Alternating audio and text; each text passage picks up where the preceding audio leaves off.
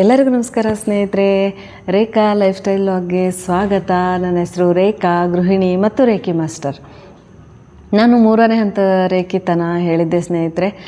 ಇವತ್ತು 4ನೇ ಹಂತ ರೇಖಿ ಬಗ್ಗೆ ತಿಳಿಸ್ಕೊಡ್ತೀನಿ. 4ನೇ ಹಂತ ರೇಖಿಗೆ ನಾವು 3B ಅಂತ ಹೇಳ್ತೀವಿ. ಈ ರೇಖೆ ಈ 3Bಯಲ್ಲಿ ಏನೇನು ಬರುತ್ತೆ ಅಂದರೆ ಸ್ನೇಹಿತರೆ, ಇದು ಮಾಸ್ಟರ್ ಲೆವೆಲ್ಲು. ನಮಗೂ ಕೂಡ ಈ ಲೆವೆಲಲ್ಲಿ ಗುರುಗಳಿಂದ ದೀಕ್ಷೆ ಆಗುತ್ತೆ. ದೀಕ್ಷೆ ಆದ ನಂತರ ದೀಕ್ಷೆ ವಿಧಾನ ತಿಳಿಸ್ಕೊಡ್ತಾರೆ. ಅದು ಹೇಗೆ ದೀಕ್ಷೆ ಮಾಡೋದು ನಾವು ಮತ್ತೊಬ್ಬರಿಗೆ ಅನ್ನೋದನ್ನು, ನಮಗೂ ದೀಕ್ಷೆ ಇನ್ನೊಬ್ರಿಗೆ ಕೊಡುವ ಎಬಿಲಿಟಿ ಬರುತ್ತೆ. ಅದರೊಟ್ಟಿಗೆ ರೇಖೆಯ ರೂಲ್ಸನ್ನು ತಿಳಿಸ್ಕೊಡ್ತಾರೆ ಗುರುಗಳು. ಹೇಗೆ ಅಂದರೆ ನಮಗೆ ಮೊದಲಿಂದಲೂ ತಿಳಿಸಿರ್ತಾರೆ, ಆದರೆ ರೇಖಿ ಮಾಸ್ಟರ್ ಆದಮೇಲೆ ಇನ್ನೂ ಜವಾಬ್ದಾರಿ ಜಾಸ್ತಿ ಆಗೋದ್ರಿಂದ ಆ ರೂಲ್ಸ್ಗಳನ್ನು ತಿಳಿಸ್ಕೊಡ್ತಾರೆ. ಆ ರೂಲ್ಸ್ ಯಾವುದೆಂದರೆ, ರೂಲ್ಸ್ ಹೇಗಿರುತ್ತೆ ಅಂದರೆ, ನಾನು ಈ ದಿನದ ಮಟ್ಟಿಗೆ ಕೋಪಿಸಿಕೊಳ್ಳುವುದಿಲ್ಲ, ನಾನು ಈ ದಿನದ ಮಟ್ಟಿಗೆ ಧನ್ಯತೆಯಿಂದ ಇರ್ತೀನಿ, ನಾನು ಈ ದಿನದ ಮಟ್ಟಿಗೆ ಎಲ್ಲರಲ್ಲಿ ಕರುಣೆ ತೋರಿಸ್ತೀನಿ, ನಾನು ಈ ದಿನದ ಮಟ್ಟಿಗೆ ಪ್ರಾಮಾಣಿಕವಾಗಿರ್ತೀನಿ, ನಾನು ಈ ದಿನದ ಮಟ್ಟಿಗೆ ಚಿಂತೆ ಮಾಡೋದಿಲ್ಲ. ಹೀಗೆ ರೂಲ್ಸನ್ನು ತಿಳಿಸ್ಕೊಡ್ತಾರೆ ಸ್ನೇಹಿತರೆ. ಆ ರೂಲ್ಸನ್ನು ನಾವು ಫಾಲೋ ಮಾಡ್ತಾ, ಇಂಪ್ಲಿಮೆಂಟ್ ಮಾಡ್ತಾ ರೇಖಿ ಜರ್ನಿನ ಮುಂದುವರಿಸ್ಕೊಂಡು ಹೋಗ್ತೀವಿ. ರೇಖಿಯ ಹೆಲ್ಲಿಂಗ್ ಮಾಡ್ಕೊತೀವಿ. ಮತ್ತು ಈ ರೇಖಿ ದೀಕ್ಷಾ ವಿಧಾನದ ನಂತರ ಈ ಲೆವೆಲಲ್ಲೂ 3 ಸಿಂಬಲ್ ಸಿಗುತ್ತೆ, ರೇಖಿ ಸಿಂಬಲ್ಲು. ಅದರಲ್ಲಿ ಮೊದಲನೇ ಸಿಂಬಲ್ಲು ಡೈಕೋಮಿಯೋ ಅಂತ ಸ್ನೇಹಿತರೆ. ಡೈಕೋಮಿಯೋ ಸಿಂಬಲ್ ಹೇಗೆ ವರ್ಕ್ ಮಾಡುತ್ತೆ ಅಂದರೆ, ಅದು ದುಷ್ಟಶಕ್ತಿಗಳನ್ನು ನಿವಾರಣೆ ಮಾಡಲಿಕ್ಕೆ ತುಂಬ ಹೆಲ್ಪ್ ಮಾಡುತ್ತೆ ಸ್ನೇಹಿತರೆ. ಮೀನ್ಸ್ ನಮ್ಮಲ್ಲಿನೇ ಡಿವೈನ್ ಎನರ್ಜಿನೂ ಇರುತ್ತೆ, ಡೆವಿಲ್ ಎನರ್ಜಿನೂ ಇರುತ್ತೆ. ಹಾಗೆ ಡೆವಿಲ್ ಎನರ್ಜಿನ ಕ್ಲಿಯರ್ ಮಾಡಲಿಕ್ಕೆ ಹೆಲ್ಪ್ ಮಾಡುತ್ತೆ ಈ ಸಿಂಬಲ್ಲು. ಹೊರಗಿದ್ದ ದುಷ್ಟಶಕ್ತಿಗಳಾಗಿರ್ಬೋದು, ನಮ್ಮೊಳಗೆ ಇರುವ ದುಷ್ಟಶಕ್ತಿಗಳಾಗಿರ್ಬೋದು, ಅದನ್ನು ನಿವಾರಣೆ ಮಾಡಲಿಕ್ಕೆ, ಆ ಎನರ್ಜಿನ ಕ್ಲಿಯರ್ ಮಾಡಲಿಕ್ಕೆ ಹೆಲ್ಪ್ ಮಾಡುತ್ತೆ ಈ ಸಿಂಬಲ್ಲು. ಅದರೊಟ್ಟಿಗೆ ಓಂ ಅಂತ ಒಂದು ಸಿಂಬಲ್ ಸಿಗುತ್ತೆ ಸ್ನೇಹಿತರೆ. ಓಂ ಸಿಂಬಲ್ ಹೇಗೆ ಅಂದರೆ, ಎಲ್ಲ ಸಮಸ್ಯೆಗಳನ್ನು ನಿವಾರಣೆ ಮಾಡಲಿಕ್ಕೆ ಹೆಲ್ಪ್ ಮಾಡುತ್ತೆ ಓಂ ಸಿಂಬಲ್ಲು. ಇನ್ನೊಂದು ಸಿಂಬಲ್, 3ನೇ ಸಿಂಬಲ್ ಏನು ಅಂದರೆ ಮಿಲುಂಗ್ ಅಂತ ಒಂದು ಸಿಂಬಲ್ಲು. ಆ ಸಿಂಬಲ್ ಹೇಗೆ ಅಂದರೆ, ನಮ್ಮ ಸ್ಪೈನಲ್ ಕಾರ್ಡ್ಗೆ ರಿಲೇಟೆಡ್ ಇರುವ ಪ್ರಾಬ್ಲಮ್ಸ್ಗಳು ಅವನ್ನೆಲ್ಲ ನಿವಾರಣೆ ಮಾಡಲಿಕ್ಕೆ ಆ ಸಿಂಬಲ್ಲು ನಮಗೆ ಹೆಲ್ಪ್ ಮಾಡುತ್ತೆ.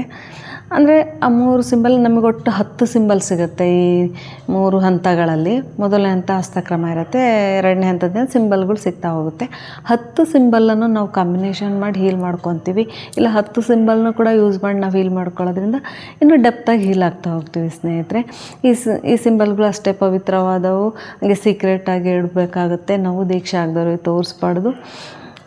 ಅದೇ ಥರದಲ್ಲಿ ನಾವು ರೇಖಿ ಎನರ್ಜಿನ ಹೇಗೆ ಅಂದರೆ, ಬ್ಯಾಡ್ ರೂಟಲ್ಲಿ ಆಗಿರ್ಬೋದು, ನಾವು ಮ್ಯಾನಿಪ್ಯುಲೇಟ್ ಮಾಡಲಿಕ್ಕೆ ಇನ್ನೊಬ್ಬರು, ಆ ಥರದಲ್ಲಿ ನಾವು ಯೂಸ್ ಮಾಡಬಾರ್ದು ಈ ಎನರ್ಜಿನ. ಏನು ಅಂದರೆ, ಯಾರಿಗೆ ನಾವು ಇದು ಮಾಡಬೇಕು ಅಂದ್ರೂ ನಾವು ಆ ರೀತಿಯಲ್ಲಿ ಈ ಪಾಸಿಟಿವ್ ಎನರ್ಜಿನ ನಾವು ಯೂಸ್ ಮಾಡಲೇಬಾರ್ದು. ಒಬ್ಬರ ಪರ್ಮಿಷನ್ ತಗೊಂಡು ಅದಕ್ಕೆ ಆದ ಒಂದು ಎನರ್ಜಿ ಎಕ್ಸ್ಚೇಂಜ್ ಇರುತ್ತೆ, ಆವಾಗ ಹೀಲ್ ಮಾಡಬೇಕು. ನಾವು ಸುಮ್ಮನೆ ಮ್ಯಾನಿಪ್ಯುಲೇಟ್ ಮಾಡಲಿಕ್ಕೆ ಏನೋ ಒಂದು ಬ್ಯಾಡ್ ವೇನಲ್ಲ, ಒಟ್ಟಿನಲ್ಲಿ ಈ ಪಾಸಿಟಿವ್ ಎನರ್ಜಿ ಯೂಸ್ ಮಾಡೋಂಗಿಲ್ಲ.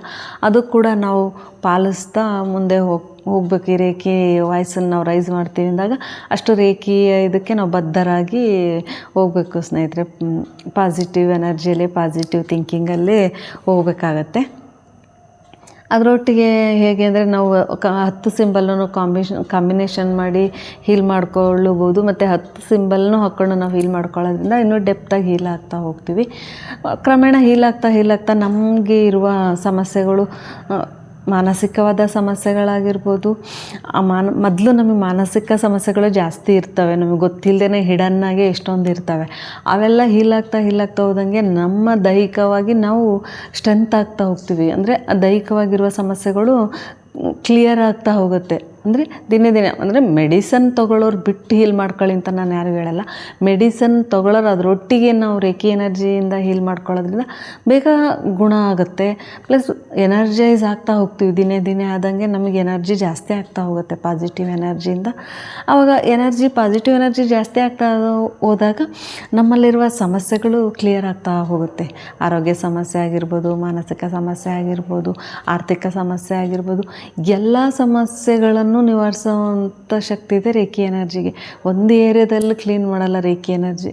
ನಮ್ಗೆ ಎಲ್ಲೆಲ್ಲಿ ಬ್ಲ್ಯಾಕೇಜಸ್ ಇರುತ್ತೋ ಅವನ್ನೆಲ್ಲ ಕ್ಲೀನ್ ಮಾಡ್ತಾ ಹೋಗುತ್ತೆ ಸ್ನೇಹಿತರೆ. ನನಗಂತೂ ಅದು ಯಾಕೆ ಅನುಭವ ಇದೆ ಅಂದರೆ, ನಾನು 40ರ ನಂತರ ರೇಖಿಗೆ ಜಾಯ್ನ್ ಆಗಿದ್ದು ಸ್ನೇಹಿತರೆ. ನಾನು ಆವಾಗ ಒಂದು 40 ವರ್ಷದ ತನಕ ನನಗೆ 40 ಇರೋ ತನಕ ನಾನು ಹೇಗೆ ಲೈಫ್ ಸ್ಟೈಲ್ ಇತ್ತು ಅಂದರೆ, ಯಾವುದೇ ಆಗಲಿ ಶಿಸ್ತುಬದ್ಧವಾಗಿ ಇರಲಿಲ್ಲ. ಎಲ್ಲ ಕೆಲಸಗಳನ್ನ ಓಕೆ ಎಲ್ಲದನ್ನು ಮಾಡಬೇಕಿತ್ತು, ಎಲ್ಲ ಕೆಲಸ ಮಾಡಬೇಕಿತ್ತು, ಮನೆಯದು ಮಾಡ್ತೀವಿ. ಅದು ಹೇಗೆ ಅಂದರೆ ಒಂಥರ ಸ್ಟ್ರೆಸ್, ಒತ್ತಡದಲ್ಲೇ ಕೆಲಸ ಮಾಡ್ತಿದ್ವಿ. ಅಲ್ಲಿ ಹ್ಯಾಪಿ ಇರಲಿಲ್ಲ ನಾವು ಮಾಡೋ ಕೆಲಸನೇ ಆಗಲಿ, ಮನೆ ಕೆಲಸನೇ ಆಗಿರಲಿ, ಖುಷಿ ಇರ್ತಿರ್ಲಿಲ್ಲ. ಅಯ್ಯೋ ಇದು ಮಾಡಬೇಕು ಅದು ಮಾಡಬೇಕು ಒಂಥರ ಎಲ್ಲ ನಮ್ಮ ಹೆಗಲ ಮೇಲೆ ಭಾರ ಇಟ್ಕೊಂಡಿದ್ದೀವಿ ಅನ್ನೋ ಥರ, ಆ ಥರ ಹೊತ್ಕೊಂಡು ಕೆಲಸ ಮಾಡೋದು. ಆ ಎನರ್ಜಿ ಅಂದರೆ ಹೆಂಗಿರ್ತಿತ್ತು ಅಂದರೆ ಹೆವಿಯಾಗಿರ್ತಿತ್ತು. ಆ ಹೆವಿಯಾಗಿ ನಮ್ಗೆ ಎನರ್ಜಿ ಇದ್ದಾಗ ಕೆಲಸಗಳು ನಾವು ಫಾಸ್ಟಾಗಿ ಮಾಡೋಕ್ಕೂ ಆಗೋಲ್ಲ, ಖುಷಿಯಾಗೂ ಇರೋಕ್ಕಾಗಲ್ಲ. ಆ ಥರನೇ ನಾವು ನಾನು ಕ್ಯಾರಿ ಮಾಡ್ತಾಯಿದ್ದು ನನ್ನ ಅನುಭವನ ಶೇರ್ ಮಾಡ್ತಾಯಿದ್ದೀನಿ. ರೇಖಿಗೆ ಮುಂಚೆ ನನಗೆ ಆ ಥರ ಹೆವಿ ಅನಿಸೋದು ಎನರ್ಜಿ. ಒಂಥರ ಏನೋ ನಾನು ಹೊತ್ಕೊಂಡು ಕೆಲಸ ಮಾಡ್ತಿದ್ದೀನಿ, ನಾನು ವೆಯ್ಟ್ ಇಟ್ಕೊಂಡು ಭುಜದ ಮೇಲೆ ಅನ್ನೋ ಥರ ಅನಿಸೋದು. ಒಂದು ಯಾವುದೇ ಅಂದರೆ ಸಿಸ್ಟಮಾಗಿ ಇವತ್ತು ಈ ಕೆಲಸ ಮುಗಿಸ್ಬೇಕು ಅಂದರೆ ಕರೆಕ್ಟಾಗಿ ಅದನ್ನ ಮುಗಿಸ್ಲಿಕ್ಕೆ ಆಗ್ತಿರ್ಲಿಲ್ಲ. ಒಟ್ಟಿನಲ್ಲಿ ಹೇಗೋ ಬಂತು ಹಾಗೆ ಅಂದ್ಕೊಂಡು ಡೈಲಿ ಕೆಲಸ ಅಂತೂ ಮಾಡ್ತಿದ್ವಿ. ಅದು ಒಂದು ಸ್ವಲ್ಪ ಹಂಗೆ ಅಂದರೆ ನಿಧಾನಕ್ಕೆ ಒಂಥರ ಎನರ್ಜಿ ಲೋ ಹಿಡ್ಕೊಂಡು ವರ್ಕ್ ಮಾಡ್ತಾ ಹೋಗೋದು, ಮನೆ ಕೆಲಸನೇ ಆಗಲಿ. ಆದರೆ ರೇಖೆ ನಂತರ ಹೇಗೆ ಚೇಂಜ್ ಆಗ್ತಾ ಹೋಯಿತು ಅಂದರೆ, ನನಗೆ ರೇಖೆ ನಂತರ ಅಂದರೆ ಅದಕ್ಕೆ ಒಂದು ಸಿಸ್ಟಮ್ ಅಂದರೆ ನಾವು ಒಂದು ಅಂದರೆ ನಮಗೆ ರೇಖೆ ಮುಂಚೆ ಒಂದು ಗೋಲ್ ಏನೂ ಇರಲಿಲ್ಲ. ನಾವು ಏನು ಮಾಡಬೇಕು, ನಾವು ಹೇಗಿರಬೇಕು, ನಮಗೋಸ್ಕರ ನಾವು ಏನೇನು ಯಾವ ಥರ ಅಳವಡಿಸ್ಕೋಬೇಕು ಲೈಫ್ ಸ್ಟೈಲನ್ನು ಕೂಡ ನಮಗೆ ಏನೋ ಅದ್ರ ಬಗ್ಗೆ ಒಂದು ಸ್ವಲ್ಪನೂ ಕಾಳಜಿ ಇರಲಿಲ್ಲ ನಮ್ಮ ಬಗ್ಗೆ. ಆದರೆ ರೇಖೆ ನಂತರ ನಮಗೆ ಒಂದೊಂದೇ ಗುರುಗಳು ಹೇಳ್ತಾ ನಾವಲ್ಲಿ ಎಲ್ಲ ಕಲಿತಾ ಹಲವಾರು ಒಂದೊಂದೇ ವಿದ್ಯೆಗಳನ್ನು ಕಲಿತಾ ಎಷ್ಟೊಂದು ಅವೇರ್ನೆಸ್ ಬರ್ತಾ ಹೋಯಿತು. ಓಕೆ, ನಮಗೆ ಇವತ್ತು ಏನು ಮಾಡಬೇಕು, ಈಗ ನನ್ನದು ಹೇಗಿದೆ ಅಂದರೆ ರೊಟೀನು, ನಾನು ಇವತ್ತು ಏನು ಕೆಲಸ ಮಾಡಬೇಕು ಅನ್ನೋದು ನೋಟ್ ಮಾಡಿ ಇಟ್ಬಿಡ್ತೀನಿ.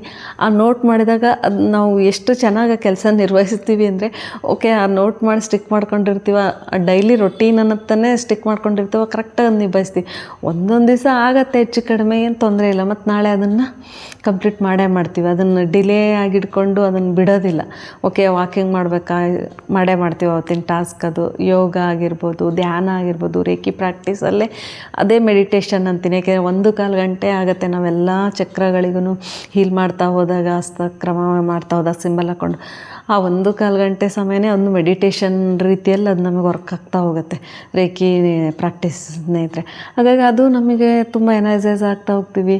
ಎಷ್ಟೊಂದು ಹೀಲಿಂಗ್ ಮೊನಾಲಿಟೀಸ್ಗಳು ಇರ್ತಾವಲ್ಲ, ಅವನ್ನೆಲ್ಲ ನಾವು ಸರಳವಾಗಿ ಅಳವಡಿಸ್ಕೊಂತ ದಿನನಿತ್ಯದಲ್ಲಿ ನಾವು ಹೋದಾಗ ಅದು ಎಷ್ಟು ಚೆನ್ನಾಗಿ ನಮ್ಗೆ ರಿಸಲ್ಟ್ ಕೊಡುತ್ತೆ ಅಂದರೆ, ಸರಳವಾಗೇ ನಾವು ಅಳವಡಿಸ್ಕೊಂಡಿರ್ತೀವಿ, ಆದರೆ ರಿಸಲ್ಟ್ ತುಂಬ ದೊಡ್ಡದಿರುತ್ತೆ ಸ್ನೇಹಿತರೆ. ಅದನ್ನಂತೂ ನಾನು ಹೇಳ್ತೀನಿ.